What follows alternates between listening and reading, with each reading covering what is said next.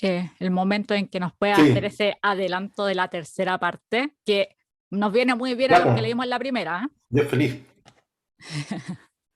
Claro, Eh, porque cronológicamente, como les decía, esta historia va después de la de Fort Boyard, es decir, Cochrane está en Chile, completó toda su campaña en Chile y Perú, se está yendo de Chile rumbo a Brasil muy amargado, ya está en una mala relación con Chile, hay una crisis política en Chile, hay un terremoto, un maremoto, es otro día más en Chile, cualquier momento que no tome. Terremoto, maremoto, crisis política, gobierno que perdió la legitimidad, ese es el contexto en que arranca la novela. Es decir, para los chilenos es otro día más en Chile. ah, sí. Así que, Y ahí empieza el volumen 3. Así que les voy a leer el preview. Yo estoy con 6 horas más que ustedes, por eso eh, vamos a partir ahora para terminar cerca de la medianoche acá, ¿no?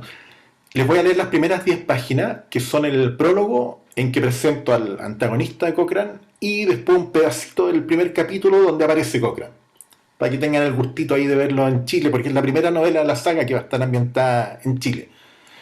Si se va la señal o el audio, tú me avisas, sí, silencia, para retomar, ¿ya? Pero hasta el momento no hemos tenido problemas, ¿no? No has perdido en ningún momento la señal. no, a veces un poquito lento, pero muy poco. Ya, genial. Yo voy a ir haciendo pausa entre párrafo y párrafo, de modo que si hay algún problema técnico, tú me avisas y retomamos. Súper. Cochrane 3. No les voy a revelar todavía. Tengo un título. Generalmente mis editores respetan el título. Pero mientras no lo anuncien ellos, prefiero decirles que es el volumen 3 nomás. Y de todas maneras, como les digo, estoy muy contento de compartir esto con ustedes, porque llevo mucho tiempo afinando esta novela. No la pudimos publicar el 2019 porque tomamos la decisión de cortarla en 2 volúmenes, por el tamaño que tenía la historia, y eso me obligó a reescribir un poco para que cada libro se pudiera sostener solo, que es mi pretensión también, que cada uno funcione como un standalone. Así que son 2 novelas, la 3 y la 4 que están continuadas y que están listas ya. Y estoy escribiendo la quinta, que es la que cierra el ciclo, que es la de Chiloé. Así que aquí vamos con este adelanto exclusivo para ustedes, queridos lectores de Cochrane 3. Prólogo. Coquimbo. Fue a mediados de noviembre de 1822 cuando el capitán español Gervasio Corrochano completó su larga travesía entre los puertos sudamericanos de Ancón, en el Perú, y Coquimbo, en Chile. El veterano marino realista iba al mando del bergantín Fénix, el buque con el cual pensaba recomenzar su carrera naval. Después de haber sobrevivido a las guerras de independencia y sin ganas de regresar a España como un oficial derrotado, Corrochano estaba empeñado en encontrar un lugar para él en alguna de las jóvenes repúblicas que se habían desgajado del espinazo roto de los antiguos virreinatos coloniales. Las desilusiones empezaron apenas el buque tocó tierra en Coquimbo. El desorden administrativo que había en la provincia era total. Las autoridades locales se habían sublevado contra el gobierno del director supremo Bernardo Higgins y alegaban que el general era un tirano. Otros navegantes con los que Corrochano conversó en el puerto le confirmaron que en la provincia de Concepción, en el sur de Chile, también había comenzado el levantamiento. Los amotinados de ambas provincias adherían a las reivindicaciones del intendente de Concepción, el general Ramón Freire, de quien se decía que avanzaba rumbo a Santiago con la intención de enfrentar y derrocar a O'Higgins. Durante aquellos días de incertidumbre, y a pesar de que realizó varios intentos, el capitán Corrochano no pudo conseguir que las autoridades de Coquimbo le otorgasen la patente de corso que él reclamaba para su nave. Sin embargo, alentado por las novedades que escuchaba en el puerto, el marino visualizó una oportunidad de trabajo en medio de aquel caos y concibió la idea de ofrecer sus servicios a los sublevados, pues anticipaba que ellos tendrían la necesidad de organizar una nueva escuadra, una fuerza naval que fuese independiente de aquella que servía a los intereses de O'Higgins.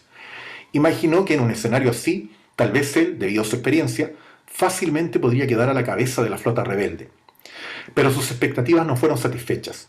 Después de haber manifestado su disposición para colaborar en todo lo que los chilenos fuesen a requerir de su persona, solamente recibió amables evasivas como respuesta. Y fue así como descubrió que los rebeldes no confiaban en él.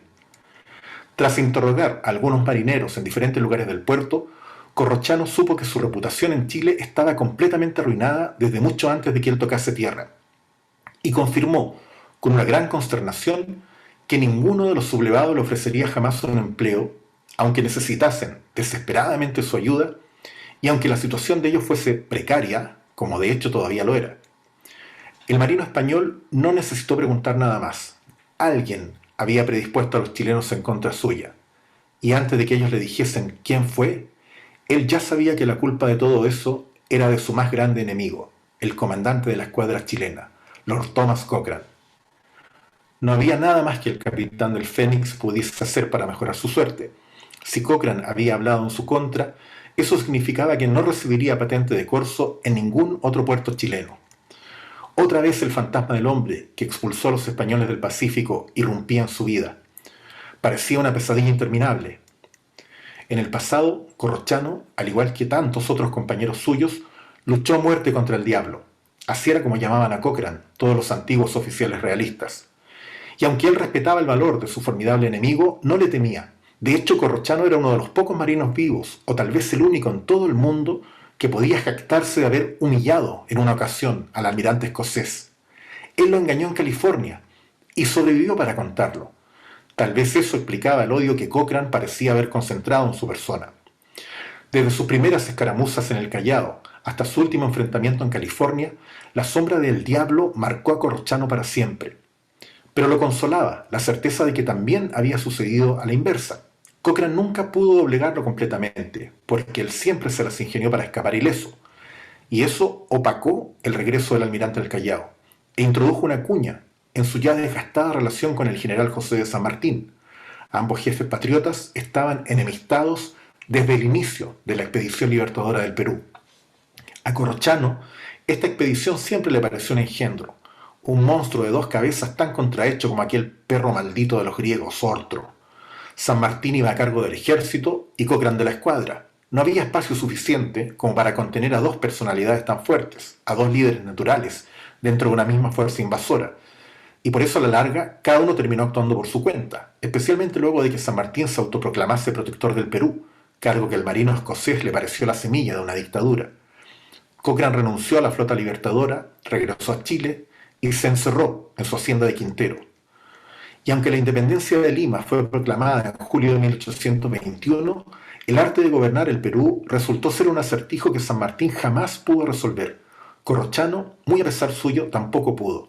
Aunque alcanzó a pasarse a última hora al bando patriota, a la larga no hubo espacio para él en el nuevo mapa del poder surgido de entre las ruinas del virreinato. San Martín, después de su entrevista con Simón Bolívar en Guayaquil, renunció a su puesto, dejó el Perú y se refugió, al igual que Cochrane, en la hospitalidad de los chilenos y de su amigo O'Higgins.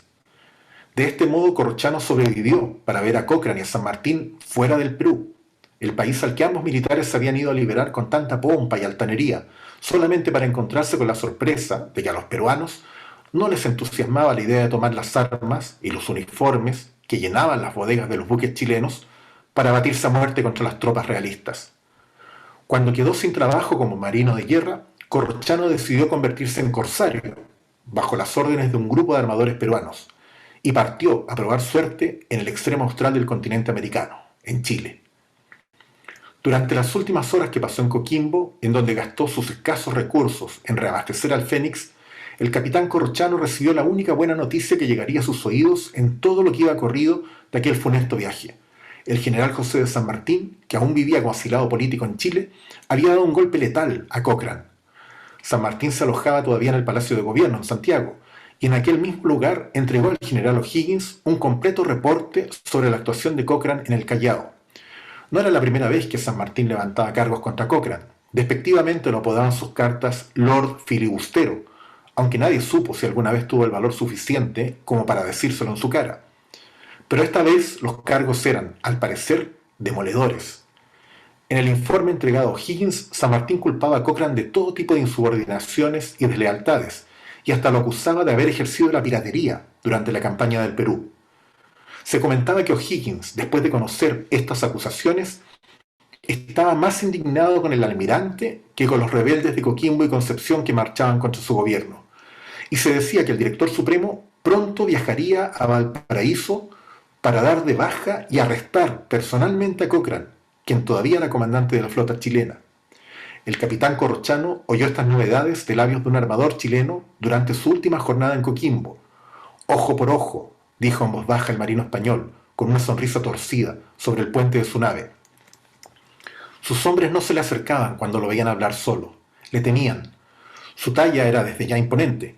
Corrochano era casi tan alto como Lord Cochrane. Tenía los ojos verdes, la nariz respingona y la tez morena, al igual que tantos otros sevillanos que crecieron en aquella parte de España que entre los siglos VIII y XV permaneció ocupada por los árabes. Los españoles llamaban a los árabes de manera despectiva moros, que significa oscuros, pero eran muchos los realistas que, como él, tenían el rostro tan oscuro como sus antiguos conquistadores. Su larga melena de color castaño y su barba rizada, cuya punta anudaba con una cinta de seda, marcaban un gran contraste con el aspecto pulcro que lucía antes, en sus días de oficial de la Real Armada Española, cuando iba siempre afeitado y de uniforme. Ahora solo llevaba puesta su vieja chaqueta de teniente. El resto de la tenida lo completaba con unos sucios pantalones de montar y unas largas y elegantes botas de cuero que en 1821 le regalaron por sus servicios los hacendados más ricos de California. Ensimismado, Corrochano imaginó que si O'Higgins fuese capaz de usar todo su poder contra Cochrane, muy pronto el diablo pagaría por todo lo que le arrebató a él y a tantos otros valerosos defensores de la corona de España. Se le vinieron a la memoria los rostros de algunos camaradas que quedaron en el camino. Recordó al teniente Ildefonso Iglesias, segundo oficial de la fragata Prueba, quien murió en California, y al coronel Miguel Ángel López Guerrero, el temible jefe de las mazmorras del Callao, quien en 1821 prefirió huir al Brasil antes que exponerse al riesgo de ser castigado por el impetuoso marino escocés. Ninguno de sus derrotados compañeros podría disfrutar la caída de Cochrane, pero él sí lo haría. Finalmente, el veterano marino realista obtendría su venganza. Mientras el Fénix soltaba sus amarras en Coquimbo, y a pesar de lo incierto que se le presentaba el futuro, el capitán Corrochano volvió a sonreír. Su segundo, el teniente Sánchez, el único hombre en todo el buque en quien él confiaba y el único que tenía permiso para abordarlo en cualquier momento, se acercó para indagar sobre los motivos de su excitación. Cochrane engrillado, le dijo Corrochano, como si quisiera conjurar un hechizo. Eso será algo digno de ver. Luego se volvió hacia la cubierta y dio sus órdenes a todo pulmón, de modo que hasta el último hombre pudiese oírlas. Proa al sur y a toda vela, rumbo a Valparaíso. Fin del prólogo. Primera parte, Valparaíso. Capítulo 1. Era una noche clara de primavera en el hemisferio sur. El Rising Star cabeceaba suavemente su fondeadero, justo al centro de la bahía de Valparaíso, en donde había echado el ancla durante la mañana. Desde la cubierta, un hombre alto y levemente encorvado contemplaba absorto el modesto puerto en el que fue recibido con honores militares 4 años antes, como si quisiera memorizar cada uno de sus detalles para no olvidarlos en el futuro. Era el capitán del buque, Lord Thomas Alexander Cochrane. Mientras escudriñaba las siluetas robustas de los cerros, todavía visibles bajo aquel cielo diáfano y salpicado de estrellas, el marino escocés pensó en la nostalgia de Chile, que probablemente sentiría dentro de los próximos meses, cuando ya estuviese instalado en el nuevo hogar que había escogido para él y su familia, la ciudad de Río de Janeiro, capital del Imperio del Brasil. Faltaban 15 minutos para las 10 de la noche del 19 de noviembre de 1822. Dentro de media hora el puerto estaría en ruinas, pero ni el diablo, ni ninguna de las 15.000 personas que se encontraban en la ciudad o en alguno de los buques anclados en la bahía eran capaces de anticiparlo. La devastación los sorprendería a todos y los derribaría como muñecos de paja, y los sobrevivientes tardarían varias jornadas en despertar de aquella pesadilla. 4 horas antes, en medio de un ambiente cargado de malos presagios, el audaz marino ordenó bajar un bote desde el Rising Star, pues debía reunirse en el puerto con el director supremo de Chile, el general Bernardo O'Higgins. Hasta ahí el inicio del capítulo 1. Buenísimo. Hasta ahí les voy a dejar el anticipo para que vean un poco la presentación de los dos personajes, el villano de esta historia que va a ser Corrochano y su pirata, que como vemos acá un viejo enemigo de Cochrane. Además tuvieron otra pelea ahí. Hay un hecho histórico que Cochrane persiguió a 2 fragatas españolas, la Venganza y la Prueba, hasta California, y eso inspiró el movimiento separatista en California también. La proclamación de la independencia, la escuadra chilena se paseaba por todo el Pacífico. Pero después que Chile consolida su independencia, Estados Unidos presiona para que Chile desmantele su flota, pero dice que ya no era necesaria, San Martín también había formado su propia escuadra en Perú, y Cochrane ve muy amargado que Chile está desmantelando a la flota, porque además no confían en él, ya el gobierno de Higgins está en las últimas, y hay mucho temor de que la escuadra se pase al bando de Freire. Freire le escribe cartas a Cochrane para que se pase para su lado. Cochrane se mantiene neutral, es amigo de O'Higgins y de Freire, no quiere tomar parte en una guerra civil, y justo le llega esta oferta del Brasil para que comande la flota brasileña, y él decide irse. Entonces, este momento en que arranca la novela es justo ante esta crisis de que O'Higgins está a punto de arrestarlo, no se sabe si lo va a arrestar o no, está tensa la situación, y además va a venir el terremoto, que va a cambiar todo el panorama también en el país, va a acentuar la crisis política, y va a apresurar también la salida de Cochrane, porque se va a venir abajo su hacienda en Valle Alegre, y va a perder todo lo que él había construido en Chile. Entonces es un momento de mucha amargura para él, pero también se vuelve a conectar con esta historia de Fort Boyard, porque O'Higgins le da una pista más adelante que lo pone tras la búsqueda de las montañas de la locura y de un tesoro en Juan Fernández. Hay una anécdota histórica bien interesante, y es que el año 18, cuando el gobierno iba a contratar a Cochrane, en algún momento hubo presiones también, y hubo mucho miedo en Chile de que eso los enemistara con Inglaterra, como Cochrane estaba para anular el contrato con Cochrane. Y la única manera de anular el contrato que se les ocurrió en ese momento al gobierno chileno era hacerle un regalo a cambio, ¿no? Pero ya le habían prometido el oro y el moro. Y le iban a regalar el archipiélago Juan Fernández. Eso es histórico, es real. Entonces yo aprovecho ese dato en la novela, y en una conversación con O'Higgins le revela esto. Y eso lo pone sobre la pista, le dan ganas a Cochrane de ir a conocer Juan Fernández, que es algo que realmente hizo. En el diario de María Graham se deja constancia que se desviaron a conocer Juan Fernández, a abastecerse también de agua y de víveres, antes de seguir al Cabo de Hornos. Entonces, la novela arranca justo ahí en el momento previo a ese viaje, y da pie para presentar a estos personajes que van a ser estos renegados, estos piratas, que le van a dar el aire de novela histórica también. Y nos van a ir metiendo un poquito en ese mundo más sobrenatural que va a desembocar en la historia del cuarto volumen también. Así que nada, pues, con cariño les dejo este adelanto de este libro que va a salir a fin de año en Chile. Buenísimo. Si hay alguna pregunta que quieran hacer, la pueden escribir en el chat o en Facebook. Yo estoy leyendo, por eso tenía la cabeza hacia acá, estoy leyendo, hay varios comentarios de que les gustó mucho poder Qué escuchar bueno. el relato también de voz del autor. Por ahí hay una sugerencia que me parece interesante, pensar en una edición de lujo de la obra, ahí con los mapas y todas las Sería cosas muy que... bonito. Piensa tú que cuando esté listo el ciclo de las 5 novelas, sobre todo en bolsillo, se va a ver muy bonito el pack. Se podría hacer una cajita, algo divertido. A Sí. mí me encanta un mapa que hay de Corto Maltés. No sé si está en las ediciones chilenas, pero las ediciones francesas tú abres, y en las páginas que vienen después de la portada, en la encuadernación, hay un mapa mundi, y en cada lugar en que está ambientada una historia corta está el título de la historia. La Casa Dorada de Samarcanda, por ejemplo, Ah, el Continente Perdido Mu, sobre el 9 de Pascua. Y es muy bonito porque tú sitúas geográficamente todos los álbumes. Me encantaría tener algún día algo así con las novelas de Cochrane, que estuvieran los títulos de las aventuras en Grecia, en Brasil, en Chile, en Francia, y que no tuviera un mapa mundi de época con todas las novelas. Sería genial, genial. buenísimo.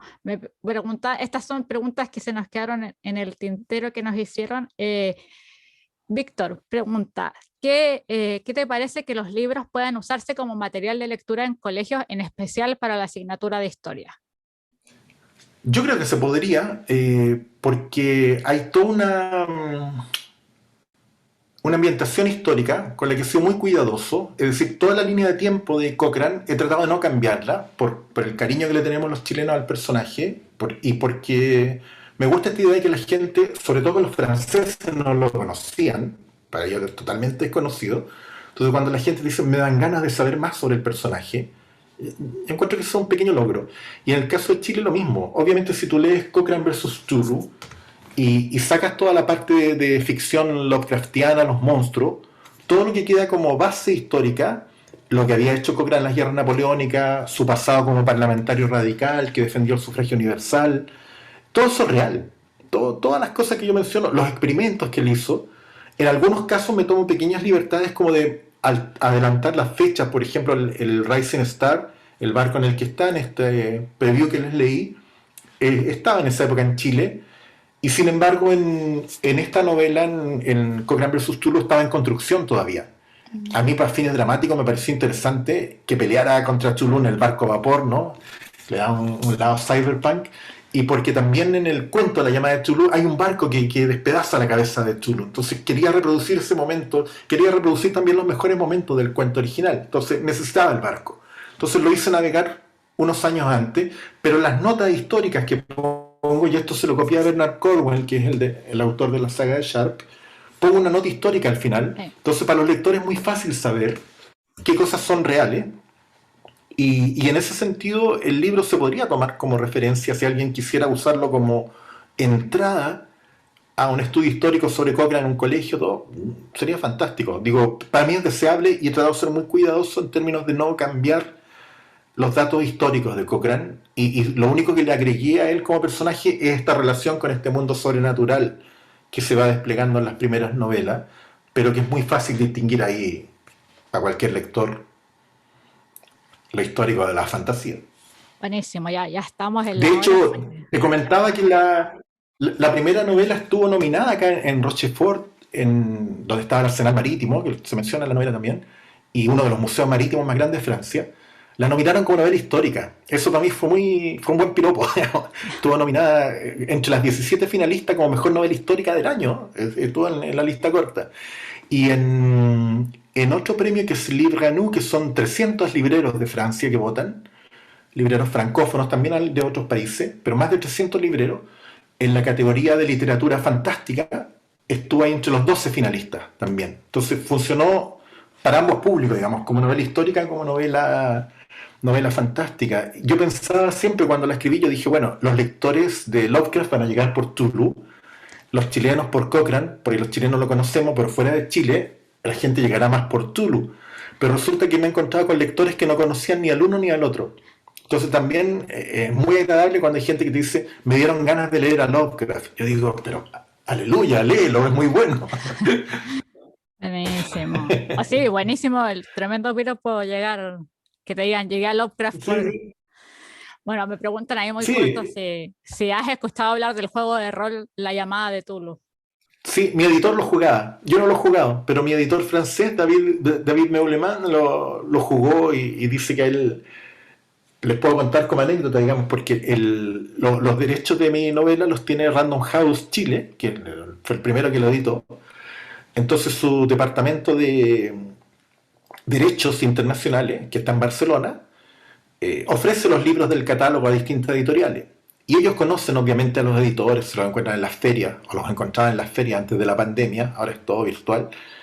Y ellos le mostraron a mi editor francés 4 o 5 títulos, porque esta editorial está muy especializada en fantástico, en literatura imaginaria que le llaman los franceses, del imaginario. Y le mostraron 4 o 5 títulos, entre ellos la sinopsis de Cochrane versus Tulu, y a él le gustó la historia. Y él había jugado este juego de rol, entonces le hizo eco también por ahí. Y así llegó, así conseguí editor en Francia. Por el juego, buenísimo. No, Oye, y por el eco de Tulu y de Lovecraft. buenísimo. Digamos, algo de curiosidad le despertó. Tanto fue su entusiasmo por el libro, que a mí me mandaron un borrador de contrato y estuvimos un año mandándonos mail de Barcelona a París, a Chile. Mi editor no habla español, entonces a él le escribían en inglés, después había que traducir en Chile para hacer un contrato. Era un lío. Estuvimos como un año y de repente un día me llaman, yo ya me había olvidado el tema, me llaman en el 2019 para firmar con él y él recién se enteró ahí que yo vivía en París. Él ni siquiera sabía que yo vivía en Francia, le interesaba el libro.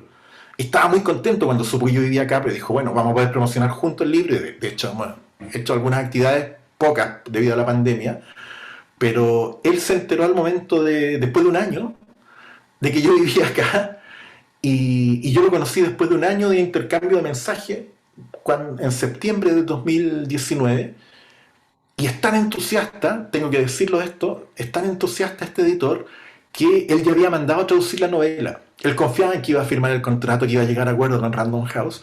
Él ya había mandado a traducir la novela. Entonces el día que yo me junto a almorzar con él me presenta al traductor y yo le digo, bueno, ¿cuándo empezamos a trabajar? Me dice, el libro está listo, tienes que revisarlo nomás, ya está traducido. Y al mes siguiente, nosotros estábamos haciendo el pitching de la sinopsis ante la fuerza de venta, ante 30 personas en Media Participación, que es el distribuidor en Francia, que es un tremendo grupo editorial que tiene los derechos de Batman, de Superman, de Blake y Mortimer, de un montón de novelistas. Al mes siguiente que yo firmé, estábamos ya presentando el libro ante los vendedores que lo iban a distribuir en librería. Así que ha sido genial. Estoy muy contento. Buenísimo. Bueno, ya me imagino, allá es muy tarde, ya son las 12. 12, sí. Yo estoy con ojeras, pero yo te decía que me levanté a las 7 hoy día, así que Sí. sorry por la cara de cansado nomás. Así que si bien nos van a quedar algunas cosas fuera del tintero, te agradezco mucho, le agradezco mucho a las personas de la lectura conjunta de animarse, a ti por leernos parte de la nueva parte y Lord Cochrane volverá. Así que muchas gracias, Gilberto, por este espacio de conversación. Gracias a ti, gracias a todos los que veo ahí en la pantalla. Alcanzo a ver sus caras. Un saludo. Estoy muy contento de que hayan, hay un chulo ahí, de que hayan leído el libro. Y nada, los invito a leer el segundo volumen, que está también en la Biblioteca Pública Digital, que es Lord Cochrane y la Hermandad de las Catacumbas. Sí. Y mientras llega el tercero, que va a salir a fines de año, para que vean cómo se va enhebrando esta saga, porque, como les digo, he trabajado harto y ya va a ser también, modestamente, una ampliación en lo posible del universo de Lovecraft, conectándolo con este mundo napoleónico, pero también un retorno a las fuentes originales que lo inspiraron a él, y a Edgar Allan Poe, y a Reynolds, y a tantos escritores que se fascinaron con el sur del mundo, con Chile. En realidad es un privilegio ser chileno y tener la posibilidad de unir estos mundos, de unir el mundo de Lovecraft y de estos escritores con este mundo de la guerra napoleónica y con Cochrane, que los chilenos siempre lo sentimos como un personaje nuestro, y poder como compartirlo con el resto del mundo. De verdad que estoy muy contento de que esto haya cuajado y tengo súper claro hacia dónde tienen que caminar los libros, así que los invito a que me acompañen en esta aventura y que la disfruten sobre todo. Buenísimo, muchas gracias. También aprovecho Gracias a de ustedes. avisar que vamos a tener lectura conjunta de la segunda parte, así que los que están Ya, viendo pues, se quieren unir. encantado. Ah, mira, Gracias. ahí hay un libro de las catacumbas. Muy bien. Sí. Muchas Nacho. gracias. Gracias a todos. Chao. Ya.